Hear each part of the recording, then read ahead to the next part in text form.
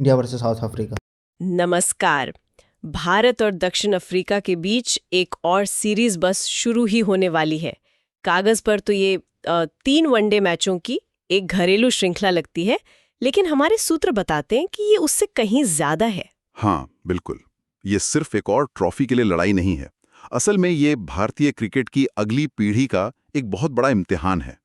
हमारे पास जो विश्लेषण है वो साफ दिखाता है कि ये सीरीज ये कुछ बड़े सवाल खड़े कर रही है। और शायद सबसे बड़ा सवाल यही है कि शुभमन गिल और श्रेयस अय्यर जैसे बड़े खिलाड़ियों के बिना क्या भारत का युवा टैलेंट, क्या वो दक्षिण अफ्रीका के तूफानी पेस अटैक का सामना करने के लिए तैयार है?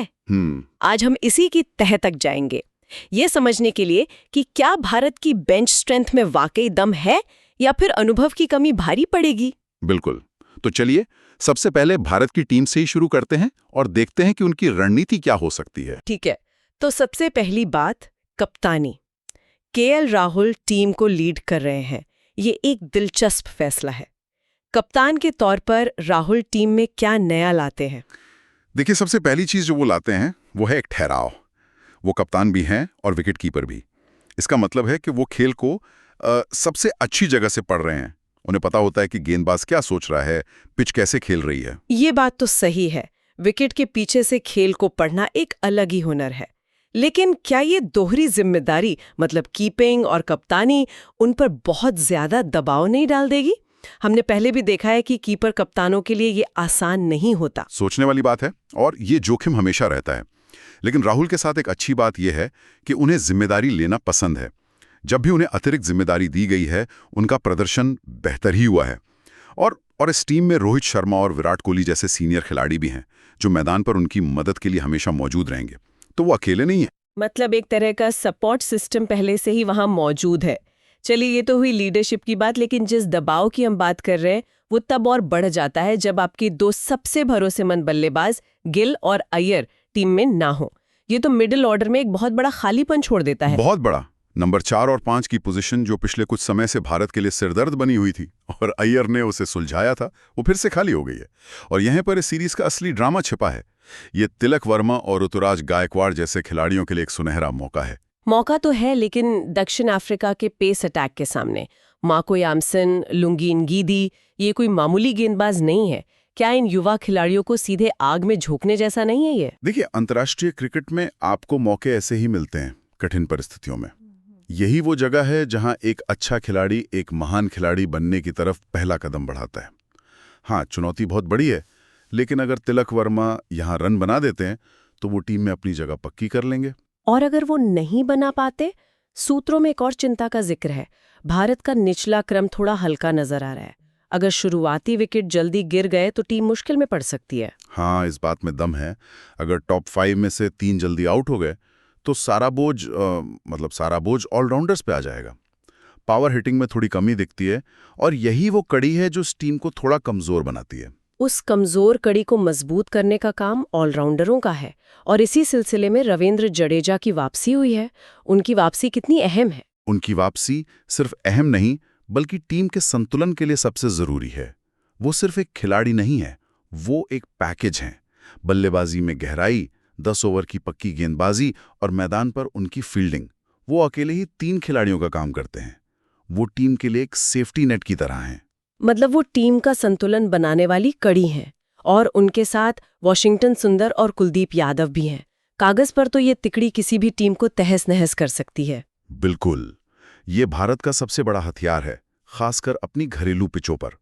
कुलदीप एक अटैकिंग विकेट लेने वाले गेंदबाज हैं, जडेजा रनों पर अंकुश लगाते हैं और सुंदर पावर प्ले की भी गेंदबाजी कर सकते हैं। ये विविधता ही उन्हें खतरनाक बनाती है। लेकिन यहाँ एक सवाल है। सुंदर ने हाल में ज्यादा क्रिकेट नहीं खेला है। क्या वो इस हाई प्रेशर सीरीज के लिए पूरी तरह से तैयार होंगे? क्या फॉर्म की कमी एक मुद्दा बन सकती है? ये एक बहुत जरूरी सवाल है। मैच प्रैक्टिस की कमी हमेशा महसूस होती है।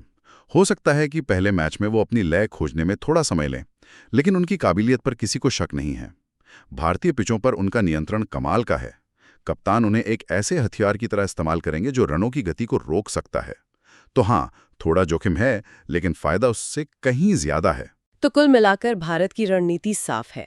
युवा जोश और सीनियर खिलाड़ियों के अनुभव के साथ मैदान में उतरो और फिर बीच के ओवरों में स्पिन के जाल से मैच को अपने कब्जे में कर लो। लेकिन ये सब इतना आसान नहीं होगा, क्योंकि दूसरी तरफ है दक्षिण अफ्रीका की चुनौती। और वो चुनौती शुरू होती है उनकी तेज गेंदबाजी से। बिल्कुल।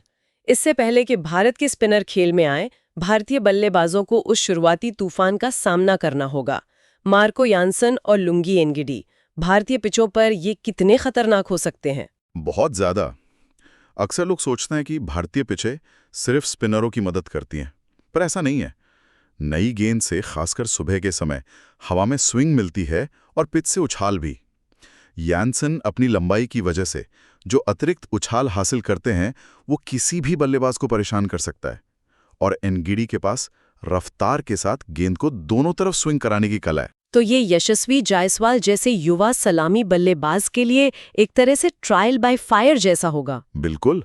वो शुरुआती 10 ओवर इस सीरीज की दिशा तय कर सकते हैं। अगर भारत ने बिना विकेट खोए वो स्पेल निकाल लिया तो वो ड्राइविंग सीट पर आ जाएंगे। लेकिन अगर दक्षिण अफ्रीका ने 2-3 विकेट ले लिए तो फिर पूरा दबाव भारत के अनुभवहीन मिडिल ऑर्डर पर आ जाएगा। ये शुरुआती लड़ाई बहुत दिलचस्प होगी। ठीक है, मान लेते हैं कि भारत ने उस शुरुआती स्पेल को झेल लिया। अब बात करते हैं दक्षिण अफ्रीका के बल्लेबाजी की।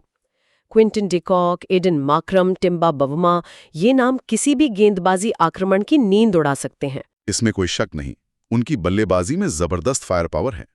डीकॉक ऐसे खिलाड़ी हैं जो पहले 10 ओवरों में ही मैच का रुख बदल सकते हैं। उनके साथ मैथ्यू ब्रीट्सके और रियान रिकल्टन जैसे आक्रामक खिलाड़ी हैं। और डेवाल ब्रेविस को तो हम भूल ही नहीं सकते, जिनके पास टैलेंट की कोई कमी नहीं है। कागज पर ये लाइनअप बहुत मजबूत दिखता है। लेकिन भारत में कागज पर मजबूत दिखना और मैदान पर स्पिन के सामने टिकना, ये दो अलग-अलग बातें हैं। हम सब जानते हैं कि भारत में स्पिन के खिलाफ उनका रिकॉर्ड कैसा रहा है। तो सवाल ये है कि इस बार उनकी रणनीति क्या होगी? क्या वो बस स्पिनरों पर अंधाधुंध हमला करने की कोशिश करेंगे या उनके पास कोई बेहतर प्लान है? यही तो सबसे बड़ा सवाल है। मुझे लगता है कि इस बार हम उनकी तरफ से एक दोहरी रणनीति देखेंगे। एक तरफ डीकॉक और ब्रेविस जैसे खिलाड़ियों को शायद खुली छूट दी जाएगी कि वो स्पिनरों पर हमला करें, उनकी लय बिगाड़ें और उन्हें दबाव मिलाएं। मतलब attack is the best form of defence वाली सोच। कुछ वैसा ही। और दूसरी तरफ कप्तान बवुमा और मार्क्रम जैसे खिलाड़ियों का रोल होगा एंकर का। वो स्पिन को आराम से खेलेंगे, स्ट्राइक रोटेट करेंगे और पारी को संभालेंगे। वो सिर्फ बड़े शॉट लगाने या गेंद को रोकने की कोशिश नहीं करेंगे, बल्कि बीच का रास्ता अपनाएंगे। अगर वो ऐसा करने में कामयाब रहे तो वो भारत के स्पिनरों के असर को कम कर सकते हैं। तो ये सिर्फ पेस बनाम स्पिन का पुराना घिसा पिटा मुकाबला नहीं है। असली लड़ाई बीच के ओवरों में दक्षिण अफ्रीका की आक्रामकता और भारत के स्पिनरों के नियंत्रण के बीच होगी। ये तो एक ज्यादा दिलचस्प नजरिया है। बिल्कुल। जो टीम बीच के ओवरों यानी 11 से 40 ओवर के बीच अपना दबदबा बनाएगी, मैच उसी के हाथ में जाएगा। दक्षिण अफ्रीका की जीत या हार इसी बात पर निर्भर करेगी कि वो जडेजा, कुलदीप और सुंदर की तिकड़ी का सामना कैसे करते हैं। ये तो सच में रोमांचक होने वाला है।